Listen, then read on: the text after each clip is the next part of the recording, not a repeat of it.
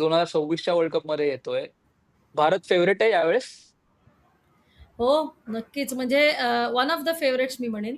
कारण T20 असा जो फॉर्मॅट आहे ना, तेव्हा एक पर्टिक्युलर टीम आपण असं कधीच हीच जिंकेल असं म्हणूच शकत नाही. कारण आपण याच्या आधी पण पाहिलं, की अनेक अप्स एंड डाउन. आणि आत्ताच्या वर्ल्ड कपमध्ये तर 4च नावं वेगळी आहेत.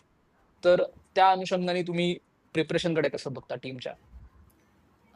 मी म्हणेन कसं आहे, की T20 वर्ल्ड कपच्या आधी इंग्लंडमध्ये सीरीज होणं हीच एक मोठं बेस्ट प्रिपरेशन होतं. म्हणजे त्याच्या आधी साऊथ हं. आफ्रिकाकडनं आपण सीरीज हारलो होतो किंवा ऑस्ट्रेलियाचा कमबॅक झाला. सो ह्या प्लेयर्सना ह्या मॅचेसमध्ये आपल्याला बघता आलंय आणि आता मध्ये हरमन पण म्हणाली होती, की आमचे प्लेइंग 11 जवळपास फिक्स आहेत. बट स्टिल एक चांगलं हेडेक मी म्हणेन मॅनेज ते स्वतःनीच इतकं वाढवून ठेवलंय, की स्मृतीचे 50 नाही झाले, तर तिचा फॉर्म असा चिंतेचा आहे का आपल्याला एक प्रश्न पडायला लागतो. बट क्रुशियल 38-40 रन्स किंवा 6 ओव्हरमध्ये जे त्या दोघांनी लाईव्ह असणार आहोत सोनिया मॅम सोबत, तर त्यालाही तुम्ही नक्की या. आणि शेवटचा मुद्दा माझा, की वर्ल्ड कप एकदा जिंकलेला आहे या वर्षात भारताने. दुसरा वर्ल्ड कप घरी येणार?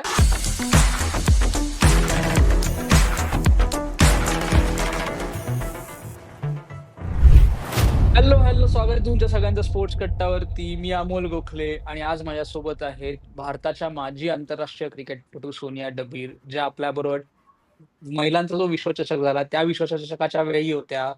आणि आज आपण भेटलेलो आहोत एपिसोड रेकॉर्ड करायला, की ज्यासाठी आपण वुमेन्सचा T20 वर्ल्ड कप चालू होणार आहे आणि त्याच्या प्रिव्ह्यूच्या निमित्ताने आणि भारत आणि पाकिस्तान या मॅचचा ही प्रिव्ह्यू आपण त्याच्यात इन्क्लूड करणार आहोत या एपिसोडच्या निमित्ताने. सोनिया मॅडम, स्वागत आहे तुमचं. धन्यवाद. Thank you very much. Yes. करूयात, स्ट्रेट अवे सुरुवात करूयात. पहिला बॉल जसा नक्कीच. T20 वर्ल्ड कप असल्यामुळे वैभव सूर्यवंशीसारखा सिक्स मारायला लागतो, तसं आपण सुरुवात करूयात, की 2025 चा वर्ल्ड कप जिंकलेला आहे. 2026च्या वर्ल्ड कपमध्ये येतोय. भारत फेव्हरेट आहे यावेळेस? हो, नक्कीच. म्हणजे वन ऑफ द फेव्हरेट्स मी म्हणेन. कारण T20 असा जो फॉर्मॅट आहे ना, तेव्हा एक पर्टिक्युलर टीम आपण असं कधीच हीच जिंकेल असं म्हणूच शकत नाही. कारण आपण याच्या आधी पण पाहिलं, की अनेक अप्स एंड डाउन्स किंवा अपसेट्स आपल्याला अनेक वर्ल्ड कप्समध्ये बघायला मिळाले होते. So one of the favourites नक्की म्हणेन.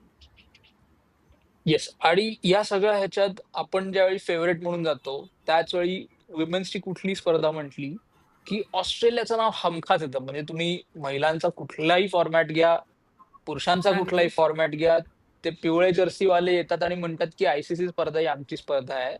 पण पहिल्यांदा हां. असं घडतंय का, की ऑस्ट्रेलिया फेव्हरेट नाहीयेत. कारण गेल्या 2 वर्ल्ड कप्समध्ये फायनलला ते नव्हते. अ, अगदी बरोबर आहे. कारण मी म्हटलं तसं आहे, की एकतर जो इम्पॅक्ट वन डेचा वर्ल्ड कप आपण जिंकल्यानंतर ओव्हरऑल वर्ल्ड ऑफ क्रिकेटमध्ये जो झालेला आहे ना, इंडिया विमेन्स टीमचा ॲज सच ओव्हरऑल त्याच्यामुळे हं. आणि सध्याच्या ज्या त्यांच्या मॅचेस आहेत, ते आता 1-2 असे मॅचेस हारले किंवा वर्ल्ड कप्समध्ये आधीच्या पण ते क्वालिफाय नाही झाले. सेमीफायनल ला आपल्याशी हरलेले वन डेला आणि आधी पण एक मी नक्की म्हणेन, जरी ते फेव्हरेट नसतील ना, तरी ऑस्ट्रेलिया टीम आपल्या सगळ्यांनाच माहिती आहे, की ती कमबॅक म्हणा किंवा ती त्यांचा जो एक राग असतो, की तुम्ही आम्हाला साइडलाईन किंवा आमच्याबद्दल हे बोललं जातंय, हे त्यांना जे काही झोंबतं, ते चांगलं व्यवस्थित बरं. करतात, खेळतात. त्याच्या त्या जिद्दीने खेळतात. पण नक्कीच मी म्हणेन, की शुअर शॉट फेव्हरेट्स नक्की नाहीत, पण मी डेफिनेटली वन ऑफ द त्यांना पण म्हणेन मी, one of the favourites. Yes. म्हणजे आपण इंडिया आणि ऑस्ट्रेलिया 2 दादा संघांबद्दल फेव्हरेट आहेत का नाही याच्यावरती बोललो. पण ह्या वर्ल्ड कपचा जो लीड अप आहे, त्या लीड अपमध्ये WPL झालं, ज्याच्यात आर-सी-बी पुन्हा एकदा जिंकले. त्यानंतर T20ची सीरीज झाली भारत विरुद्ध इंग्लंड, ज्याच्यात इंग्लंड जिंकले. नंतर 2 वॉर्म अप गेम्स झाले, ज्याच्यात वेस्ट इंडिजला भारताने हरवलं आणि परत अ, इंग्लंडकडून 5 रननी हारले. So in lead up to the world cup आपण जे म्हणतो, तर भारताची जी प्रिपरेशन आहे, त्याच्याकडे तुम्ही कशा दृष्टिकोनातून बघता? की बाबा टीम खरंच रेडी आहे? कारण की नावं जर बघितली 25 वर्ल्ड कपमधली आणि आत्ताच्या वर्ल्ड कपमधली, तर 4च नावं वेगळी आहेत. तर त्या अनुषंगाने तुम्ही प्रिपरेशनकडे कसं बघता टीमच्या? मी म्हणेन कसं आहे, की T20 वर्ल्ड कपच्या आधी इंग्लंडमध्ये सीरीज होणं हीच एक मोठं बेस्ट प्रिपरेशन होतं. म्हणजे त्याच्या आधी साऊथ हं. आफ्रिकाकडनं आपण सीरीज हारलो होतो किंवा आत्ता इंग्लंडकडनं सिरीज हारलोय, पण वॉर्मअप गेम सुद्धा 5 रननी हारलो. बट आउट ऑफ दॅट ना, कसं असतं की तुमचे जे प्लेयर्स असतात त्यांना तुम्ही टेस्ट टेस्ट नाही म्हणणार, पण त्यांना एक अपॉर्च्युनिटी देत असतो, की आपण आता भारती फुलमालीला जशी मिळाली आहे किंवा फॉर दॅट मॅटर श्रेयांकाचा कमबॅक झाला, याष्टिकाचा कमबॅक झाला. सो ह्या प्लेयर्सना ह्या मॅचेसमध्ये आपल्याला बघता आलंय आणि आता मध्ये हरमन पण म्हणाली होती, की आमचे प्लेइंग 11 जवळपास फिक्स आहेत. बट स्टिल एक चांगलं हेडेक मी म्हणेन मॅनेजमेंटला आले, जेव्हा याष्टिकाने कमबॅकमध्ये 50 केलेत. भारतीचा मिडल ऑर्डरमध्ये स्ट्रॉंग परफॉर्मन्स आहे. रिचा घोष परत तिची बॅट बोलायला लागलेली आहे. सो ऑल दीज थिंग्स ह्या दृष्टीने प्रिपरेशन चांगलं मी का म्हणेन, कारण एकच व्यक्ती परफॉर्म करत नाही किंवा दोघेच जणांवर अवलंबून नाहीये टीम. मग इनफॅक्ट आता असं झालं की स्मृती आणि शेफालीला अजून थोडंसं त्यांचं वॉर्मअपमध्ये परफॉर्म करता आलं, जे की त्यांचं आधीच्या इंग्लंड सीरीजला झालेलं नाहीये. सो हम्म. नेहमी उलटं असतं की आपल्याला टॉप ऑर्डरकडे परफॉर्मन्स म्हणण्यापेक्षा आपला टॉप ऑर्डर रन्स करतोय, पण मिडल ऑर्डरचं थोडंफार बोललं जातं बऱ्याचपैकी म्हणजे बरोबर. बऱ्यापैकी. हम्म. तर आत्ता जरा उलटं झालंय, की मिडल ऑर्डरमध्ये भरपूर लोकांनी रन्स केलेत. हरमनचे 50 आहेत, भारती फुलमाली आहे, याष्टिका आहे, जेमिमाचे पण 50 आहेत. So I think middle order आता बऱ्यापैकी सेट झालेली आहे असं म्हणता येईल. रिचाचे स्कोर्स आहेत. सो ओव्हरऑल प्रिपरेशन मी म्हणेन नक्की चांगलं आहे. बॉलर्स आता आजकालचे पिचेस म्हणल्यामध्ये पण तरीसुद्धा आपल्या स्पिनर्सनी वॉर्मअप गेम्समध्ये चांगली कामगिरी केली आहे. इंग्लंड सीरीजमध्ये केली आहे. रेणुका सिंगजी इंग्लंड सीरीज खेळली नाही, पण इंग्लंड अगेन्स्ट वॉर्मअप गेम ती खेळली होती. सो ओव्हरऑल मी म्हणेन की प्रिपरेशन चांगलं आहे आणि मोर दॅन दॅट तो जो एक 2025चा वर्ल्ड कप विक्ट्रीचा कॉन्फिडन्स आहे ना, तो दिसतोय या सगळ्या प्लेयर्समध्ये. बरोबर. येस, म्हणजे तुम्ही आत्ताच्या 2-3 मुद्दे मांडलेत. एका मुद्द्याकडे मी येतो, की टॉप ऑर्डर अजून फायर झालेली नाहीये. जी हं. फायर झाली, की आपल्यालाही माहिती आहे, की शेफाली तिच्या दिवशी गेम दुसऱ्या अपोजिशन पासून घेऊन जाते. म्हणजे ती एक एंट्री लावून धरते. तिच्या अराउंड बाकी अख्खी आपली बॅटिंग करू शकते. ती इनिंग्स होल्ड करू शकते. ते झालेलं नाहीये. पण तो कुठेतरी चिंतेचा मुद्दा आहे का ते part and parcel of the game म्हणून तुम्ही बघतायत? हा एक मुद्दा माझ्या दृष्टीने, की खरंच त्यांचा फॉर्म चिंतेचा विषय आहे का इट्स जस्ट अ ब्लिप?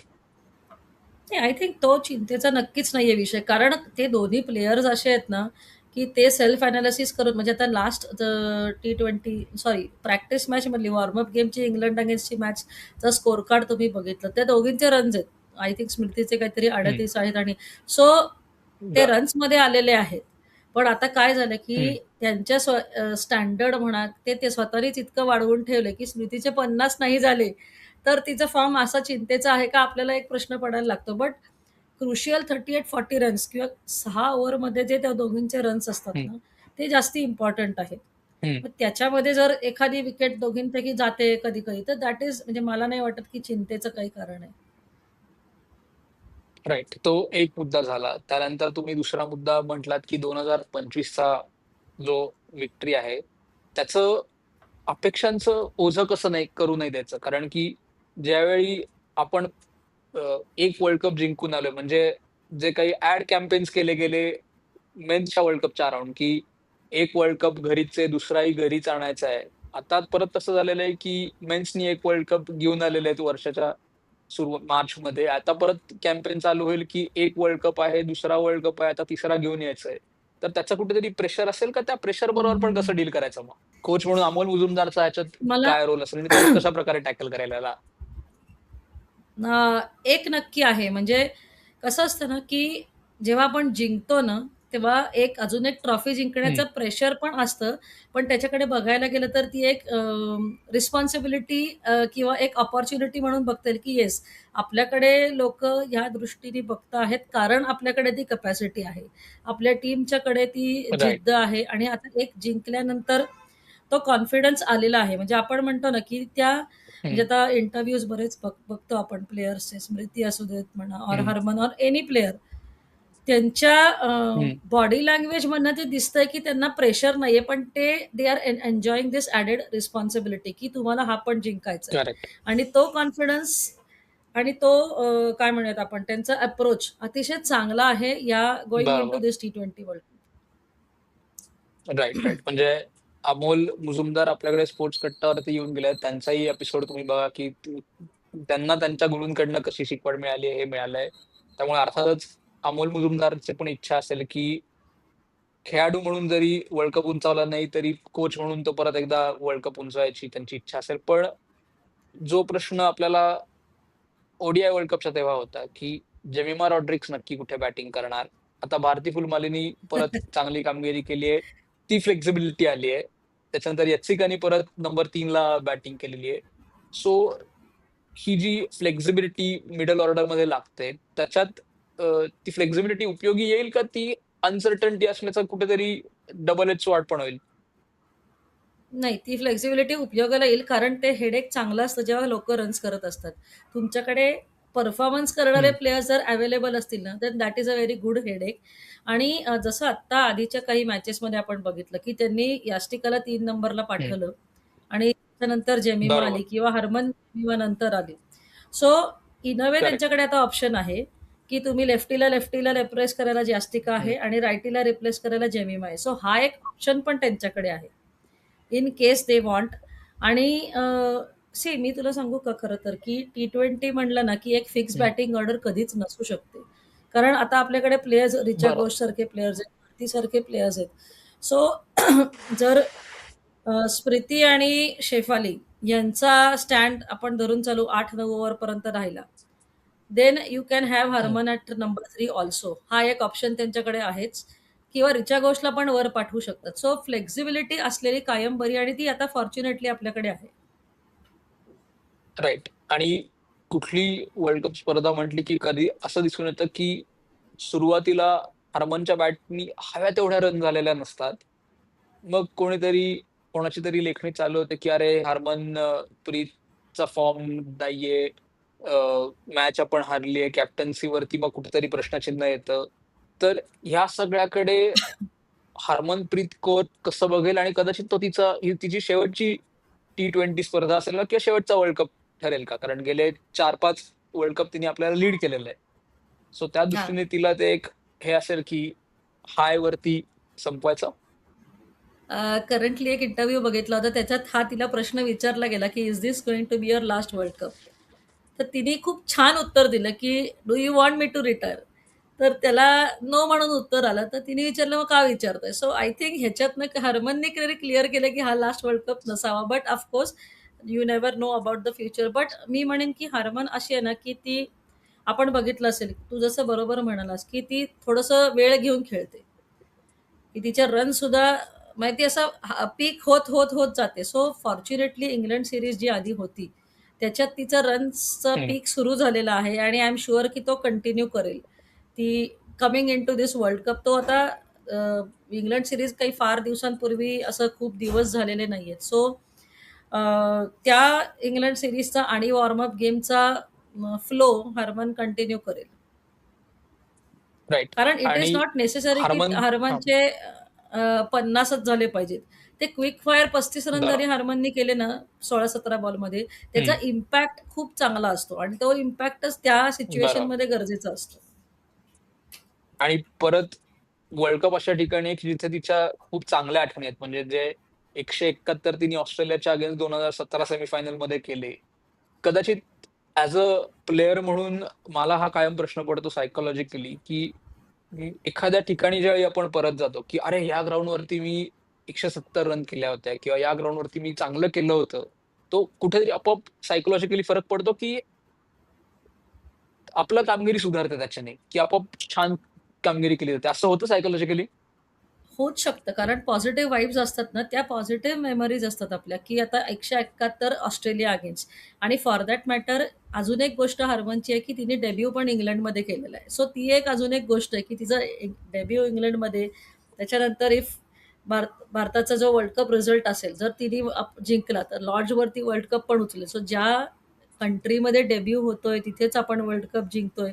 तर गोइंग इंटू इंग्लंड सीरीज आणि world cup I am sure, की तो एक पॉझिटिव्ह हरमनच्या परफॉर्मन्सवर नक्कीच तो माइंडसेटवर पण चांगला हे होईल, फोकस होईल किंवा चांगला काय म्हणलास तू आता एक की एक असर चांगला होतो तिच्या म्हणतात ना, इम्पॅक्ट की तो चांगला, पॉझिटिव्ह इम्पॅक्ट पडेल. Impact yes. चांगला होतो. करेक्ट, इम्पॅक्ट चांगला पडतो. येस. आणखीन आतापर्यंत आपण बॅटिंग बद्दल बोललो, टॉप ऑर्डर बद्दल बोललो. ऋचा घोष तिच्या जागेत तिने हे केलेलं आहे. म्हणजे मला कधी-कधी असं वाटतं, की T20 क्रिकेटमध्ये ऋचा घोष ही एडम गिलक्रिस्ट आहे. कारण की ती तिच्या नंबरला येते. म्हणजे तो जो फेमस कोट आहे हरभजन सिंगचा ह्याच्या इथे, की आम्ही ऑस्ट्रेलियाचे 5 विकेट घेतले होते. त्यानंतर 7 नंबरला गिलक्रिस्ट आला आणि त्यांनी सेंचुरी मारून गेम आमच्यापासून नेला. तसं ऋचा घोष करू शकते, की काही झालं, की ती येते, तिची बॅटिंग करते, गेम घेऊन जाते. तर तिचं स्थान तिने एक स्वतःसाठी केलेलं आहे. म्हणजे तिला मी हां. गिलक्रिस्टच असं म्हणू शकतो. पण त्यानंतरचं जे आहे, अग की तुला एक सांगू का? Sorry to interrupt you. पण तिचं अजून मी एक कौतुक करीन, की गिलक्रिस्ट डेफिनेटली आणि सेम इज गिलक्रिस्ट अजून एक तिच्यासाठी सुटेबल का आहे? कारण ती कुठल्याही नंबरला बॅटिंगला येऊ शकते. म्हणजे इफ यू रिमेंबर गिलक्रिस्ट सुद्धा कधी-कधी वन डाऊन येऊन मारायचा. सो बरोबर. ओपन करायचा, मारायचा. सो ती तिच्याकडे कपॅसिटी आहे, की ती टॉप ऑर्डरला पण खेळू शकते, मिडल ऑर्डरला जाऊन एंडला मारू शकते. तो एक ऋचा घोष माझ्यासाठी एक अ, मोठं ॲडव्हांटेज आहे टीमसाठी. म्हणजे डेफिनेटली मी म्हणेन, की तिचा जो गेम असेल और तिचा परफॉर्मन्स असेल ना, तो एक खूप इम्पॅक्ट पाडतो त्या मॅचमध्ये. आणखीन आतापर्यंत आपण बॅटिंग बद्दल बोललो, टॉप ऑर्डर बद्दल बोललो. ऋचा घोष तिच्या जागेत तिने हे केलेलं आहे. म्हणजे मला कधी-कधी असं वाटतं, की T20 क्रिकेटमध्ये ऋचा घोष ही एडम गिलक्रिस्ट आहे. कारण की ती तिच्या नंबरला येते. म्हणजे तो जो फेमस कोट आहे हरभजन सिंगचा ह्याच्या इथे, की आम्ही ऑस्ट्रेलियाचे 5 विकेट घेतले होते. त्यानंतर 7 नंबरला गिलक्रिस्ट आला आणि त्यांनी सेंचुरी मारून गेम आमच्यापासून नेला. तसं ऋचा घोष करू शकते, की काही झालं, की ती येते, तिची बॅटिंग करते, गेम घेऊन जाते. तर तिचं स्थान तिने एक स्वतःसाठी केलेलं आहे. म्हणजे तिला मी हां. गिलक्रिस्टच असं म्हणू शकतो. पण ॲक त्यानंतरचं जे अग आहे, की तुला एक सांगू का? Sorry to interrupt you. पण तिचं अजून मी एक कौतुक करीन, की गिलक्रिस्ट डेफिनेटली आणि सेम इज गिलक्रिस्ट अजून एक तिच्यासाठी सुटेबल का आहे? कारण ती कुठल्याही नंबरला बॅटिंगला येऊ शकते. म्हणजे इफ यू रिमेंबर गिलक्रिस्ट सुद्धा कधी-कधी वन डाऊन येऊन मारायचा. सो बरोबर. ओपन करायचा, मारायचा. सो ती तिच्याकडे कपॅसिटी आहे, की ती टॉप ऑर्डरला पण खेळू शकते, मिडल ऑर्डरला जाऊन एंडला मारू शकते. तो एक ऋचा घोष माझ्यासाठी एक अ, मोठं ॲडव्हांटेज आहे टीमसाठी. म्हणजे डेफिनेटली मी म्हणेन, की तिचा जो गेम असेल और तिचा परफॉर्मन्स असेल ना, तो एक खूप इम्पॅक्ट पाडतो त्या मॅचमध्ये. एक्झॅक्टली. येस. आणि आपण वरपासून सुरुवात करत आलोय जसं बॉलिंगकडे, तर त्याच्यात परत श्रेयांका पाटीलनी कमबॅक केलं, तिला फॉर्म सापडलाय. श्रीचरणी आपल्याला वर्ल्ड कपमध्ये तिने दाखवून दिलं, की ती काय प्रकारे बॉलिंग करू शकते. क्रांती गौड आहे आणि आता नंदिनी शर्मा पण आहे. सो या 4 पैकी कदाचित असं होईल, की दोघी जणींनाच संधी मिळेल. तर त्याच्यात तुम्ही कसं बघता, की कुठला बॉलर हा जास्ती उपयोगी पडेल त्या ह्याच्यात? मी अजून एक म्हणजे नाव तुम्हाला ॲड जर करीन 2च राधा यादव. येस. राधा फार यादव काही. हे नाव मी अजून एक ॲड करीन. कारण अ, फील्डिंगमध्ये जो इम्पॅक्ट आहे ना तिचा, तो ना हं. बाकीच्यांना अ, उंचावून धरतो, की करेक्ट. ऑटोमॅटिकली एन्करेज करतो, की अजून आपल्याकडनं एफर्ट्स घेतले पाहिजेत किंवा तिची फील्डिंग बघून बरेच वेळा असं होतं. म्हणजे आपण बघितलं, की जॉन्टी रोड्सची फील्डिंग बघून बाकीच्या प्लेयर्सना ना आपोआप वाटायला लागते, की नाही आपला अजून एफर्ट दिलं तर चालेल. So I think right. Radha Yadav माझ्या दृष्टीने खेळली पाहिजे 11 मध्ये. But yes coming back to Shreyanka आणि श्रीचरणी तर दोघीही चांगल्या आहेत. श्रेयांकाला आत्ता चांगला फॉर्म पण आहे आणि मी म्हटलं तसं, की again having these 3 spinners is a good headache. पण आय थिंक ते मॅच समोरची टीमचे बॅटर्स बघून सुद्धा कदाचित प्लेइंग 11मध्ये थोडासा फरक होऊ शकतो, की लेफ्टी असतील तर श्रेयांका माईट गेट अन अपर हँड आणि नंदिनी आणि तू जे म्हणलास, की क्रांती. अ, क्रांती गौड. तर थोडासा अपर हँड मी म्हणेन क्रांती गौडला मिळू शकतो. कारण नंदिनीचा थोडासा experience and straight away coming into the world cup. But yes तिचं बॉलिंग आता वॉर्म गेम्समध्ये म्हणा किंवा इंग्लंड सीरीजमध्ये अ, तिच्याकडे ते स्पार्क आहे, विकेट टेकिंग एबिलिटी नक्की आहे. But to right. Start off with मला असं वाटतं क्रांतीला थोडासा एक ॲडव्हांटेज मिळेल. कारण कितीही आपण म्हटलं ना, तरी वर्ल्ड कपचं प्रेशर थोडंसं वेगळं असतं. सो बरोबर. तो जो एक ॲटमॉस्फिअर असतं ते, तुमचं डेब्यू वर्ल्ड कप मॅच असू शकते ती. तर आय हं. थिंक थोडंसं क्रांतीकडे माझं हे आहे, की तिला ॲडव्हांटेज आहे मी म्हणेन. म्हणजे नंदिनी हम्म, शर्माच्या हम्म. बॉलिंगबद्दल काही डाऊट नाही, कारण आपण बघितलं तिने इंग्लंड सिरीजमध्ये स्लोअर वन्सचा खूप चांगला यूज केला होता. तिचे विकेट्स पण आहेत. आणि खरं तर येस. आता आत्ताचे प्लेयर्स असे आहेत, की WPL वगैरे खेळून आल्यानंतर त्यांना प्रेशर घेणं किंवा क्राउड समोर आम्ही कसं खेळू, ह्याच्याने खरंच फरक पडत नाही. म्हणजे they are all prepared hmm. And all set to go. So मी म्हटलं तसं, की फक्त एक्स्ट्रा एक वर्ल्ड कप खेळून झाला आहे आणि त्याच्यामध्ये चांगली बॉलिंग केलेली आहे म्हणून कदाचित क्रांतीला ॲडव्हान्टेज मिळू शकतो. Yes, best. आणि मोरलेस आपण आपल्या टीमचं कॉम्पोजिशन काय आहे ते बघितलं तर तुमच्या दृष्टीने जर 11 निवडायचं झालं तर ते कसे असतील? आपण एक पासून सुरुवात करूया. स्मृती, स्मृती, शेफाली, शेफाली, यास्टिका, यत्सिका, हरमन, अ, नाही जेमी, हरमन, जेमी, हरमन, रिचा, रिचा, दीप्ती, दीप्ती, राधा, राधा यादव, अ, रेणुका सिंग ठाकूर, रेणुका सिंग, अ, क्रांती गौड. क्रांती गौड आणि श्रेयांका पाटील. मग नाव if Deepti is there then Shreyanka पाटीलच्या जागी श्रीचरणी खेळेल. Yes, super. म्हणजे सो एक आपले 11 तर this is the batting order. आता तू 11 जर बघितलेस आता, तर ideally Deepti Sharma who is a very good batter, तिचाही फॉर्म आत्ता अप्रतिम आहे. She is has to bat come and bat at number 7. Yes. So इतकं सगळं ते हे आहे. येस, म्हणजे त्यामुळे हरमन जे म्हटली होती की आमची 11 प्लेइंग 11 जी आहे ती मोरलेस सेट आहे, ती ती बरोबर म्हटली होती की आता हे 11 आम्ही खेळणार आहे. तर ह्याचं एक 11 मी याच्यात तुमचं. ॲड करीन फक्त, एकच मी ॲड करायचंय मला ह्याच्यात, की त्यांना जर दीप्ती शर्माकडे आता तिचा फॉर्म आहे, सो त्यांच्याकडे अजून एक ऑप्शन उरू शकतो, की यास्तिकालाच आता मोर ऑर लेस यास्तिकाला ते ड्रॉप करून एक बॉलर ॲड करू शकतात ते. कारण मग राईट. दीप्ती शर्मा आहे, तिचा बॅटिंगचा फॉर्म पण चांगला आहे. तिने आत्ता रन्स केलेत with a good strike rate. So हा एक हम्म, ऑप्शन आहे. म्हणजे यास्टिकाची बॅटिंग बघायला मला खरंच आवडेल. पण मी म्हणलं तसं, की कमिंग बॅक फ्रॉम म्हणजे ऑलमोस्ट 18 महिन्यानंतर ती कमबॅक करते. बॅटिंग चांगलीच आहे. बरोबर. पण हा एक ऑप्शन हरमनकडे उरतो, की तुमच्याकडे जर जेमी आणि हरमन आहेत 3 आणि 4ला, 5ला रिचा आहे, 6ला दीप्ती हम्म. आहे. हा एक ऑप्शन उरून मग तुम्ही श्रेयांकाला ॲड करू शकता, नाहीतर नंदिनी शर्माला ॲड करू शकता. Right, right, right. म्हणजे सरप्राईज एलिमेंट हवा असेल तर हरमनकडे तो एक एक्का कुठला तरी राहू शकतो की बाबा आज मला एक एक्स्ट्रा बॅटर खेळवायचा आहे किंवा एक एक्स्ट्रा बॉलर हवाय तर मी तो एक्झॅक्टली. खेळू शकते. येस, हो, सुपर. आणि नक्कीच. आपण भारताविषयी म्हटलो, रविवारी अर्थातच ज्या मॅचची सगळ्यांना उत्सुकता असते ती मॅच आहे भारत-पाकिस्तान. हो. परत इथेही जे सूर्यकुमार म्हटलं होतं की 8-1 वगैरे असेल तर रायव्हलरी नसते. तर ह्या रायव्हलरीकडे तुम्ही कसं बघता? आणि तुमचं पण बेस्ट परफॉर्मन्स इंडिया-पाकिस्तान हो, मध्येच आहे त्यामुळे. पण माहितीये का, की खूप वर्ष म्हणजे आता आता बऱ्याच वेळा आपण हरवलंय त्यांना. 8-1च असेल. झालेलं आहे आत्तापर्यंत. पण ती ना एक रायव्हलरी, जरी आपण ऑफ द फील्ड म्हटलं, की ह्याला आपण आता रायव्हलरी म्हणत नाही. पण ती जी मॅच जेव्हा ही सुरू होते हं, ना, ते काही कोणाला सांगावंच लागत नाही, की तुम्ही असं खेळा, तसं खेळा. ते आपसुकच इतकं, बरोबर. म्हणजे तो एक खुन्नसनी खेळणं जो म्हणतो ना, ती जी जोश तो हं, ऑटोमॅटिकली या मॅचमध्ये सगळ्यांना येतो. असं काही वेगळं सांगायची येस. गरजच पडत नाही. सो डेफिनेटली रायव्हलरी तर आहे. कारण ती मॅच आली, की ऑटोमॅटिकली ती एक चावी मारल्यासारखं म्हणतो ना, चावी बसतेच ती चावी. बरोबर. Yes, superb. आणि भारताचा जर ग्रुप आपण बघितला तर ऑस्ट्रेलिया पण आहे, साऊथ आफ्रिका पण आहे. तर कुठेतरी भारताचा ग्रुप ऑफ डेथ आहे.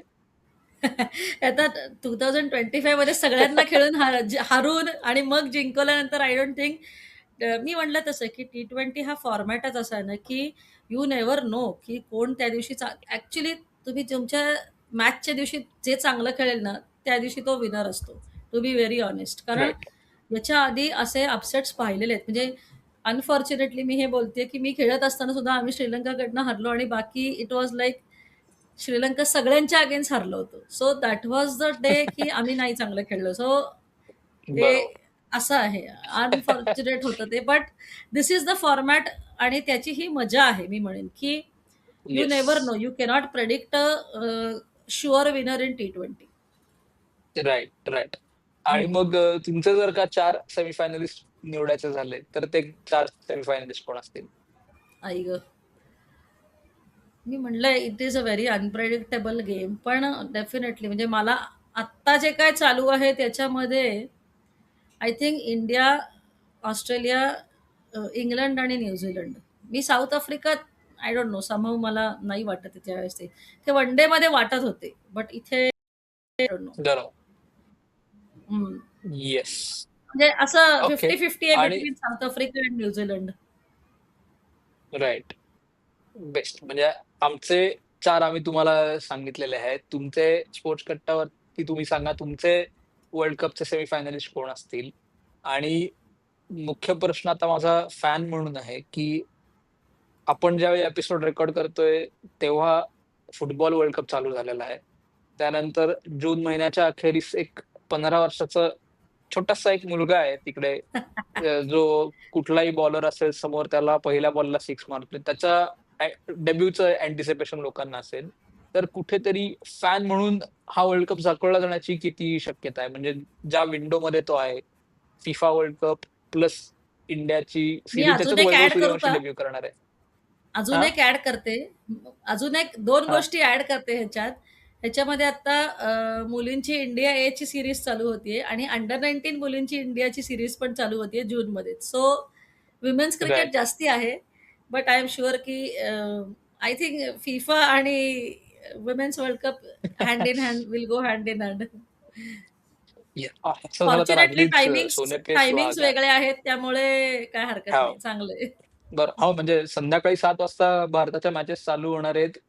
त्यामुळे हां. काही प्रश्न नाही आणि त्याच मुद्द्यावरती मी हे सांगू इच्छितो, की आपण विमेन्स ओडीआय वर्ल्ड कपला जसं केलं होतं, तसं भारताच्या मॅचेस नंतर आपण लाईव्ह असणार आहोत सोनिया मॅम सोबत. तर त्यालाही तुम्ही नक्की या. आणि शेवटचा मुद्दा माझा, की वर्ल्ड कप एकदा जिंकलेला आहे या वर्षात भारताने. दुसरा वर्ल्ड कप घरी येणार? म्हणजे कपिल देव नंतर हरमनप्रीत इंग्लंडमध्ये आपल्याला वर्ल्ड कप उंचावताना दिसेल?